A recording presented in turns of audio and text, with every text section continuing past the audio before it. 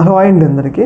ఏ రాష్ట్రంలో లేని విధంగా మన ఏపీ రాష్ట్రంలో ఎన్నికలు అయిపోయిన తర్వాత కూడా అటు అధికార పార్టీ వాళ్ళు ఇటు ప్రతిపక్ష పార్టీ వాళ్ళు నిత్యం గొడవలు పడుతూనే ఉంటారు. మరి ఎందుకో మనకి అర్థం కాదనమాట. ఎందుకంటే ఏదైతే కొన్ని రాష్ట్రాలు అయితే తెలంగాణ కానీ మనం చూసుకుంటే తమిళనాడు కానీ కర్ణాటక కానీ వాళ్ళు ఎన్నికలు అయిపోయిన తర్వాత అందరూ కలిసి కూడా డెవలప్మెంట్ మీద ఫోకస్ చేస్తారు. కానీ ఏపీలోకి వచ్చిన సరికి గెలిచినా కానీ ఒకళ్ళనైతే ఇట్లా తీవ్రస్థాయిలో కొట్టుకొని తీవ్రస్థాయి ఇబ్బంది పడుతూ ఉంటారు అనమాట.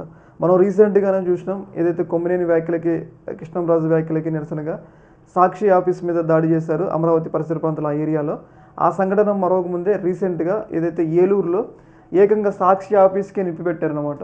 సాక్షి ఆఫీస్కి నిప్పిపెట్టి అక్కడ ఒక కారు కూడా ధ్వంసం కావడం జరిగింది. అంటే దీన్ని బట్టి చూస్తుంటే మన వాళ్ళు ఏమందంటే మన వాళ్ళకి డెవలప్మెంట్ మీద కన్నా ఎక్కువ ఏమంటారు ఆ గొడవల మీద ఎక్కువ కాన్సన్ట్రేట్ చేస్తున్నారని చెప్పేసి మనం అయితే ఇక్కడ క్లియర్గా అర్థం చేసుకోవచ్చు అనమాట. అంటే పక్క రాష్ట్రాలు అయితే ఎక్కువ వాళ్ళు మరి తెలంగాణలో అసలు ఇలాంటి గొడవలు ఒక్కటన్నా మనకి వార్తల్లో వినిపిస్తుందా?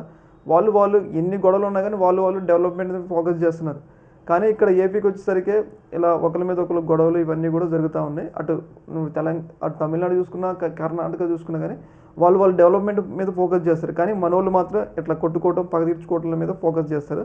దానివల్ల ఇప్పటికీ మనం చాలా వెనకబడ్డాం, ఇంకా వెనక పట్టడానికి అయితే అవకాశం ఉంటుంది.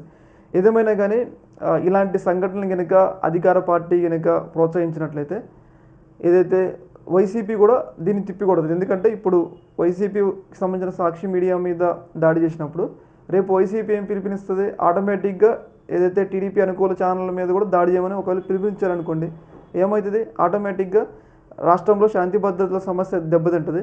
శాంతి భద్రతల సమస్య దెబ్బతింటే ఆటోమేటిక్గా రాష్ట్రపతి పాలన పెట్టడానికి అవకాశం ఉంటుంది.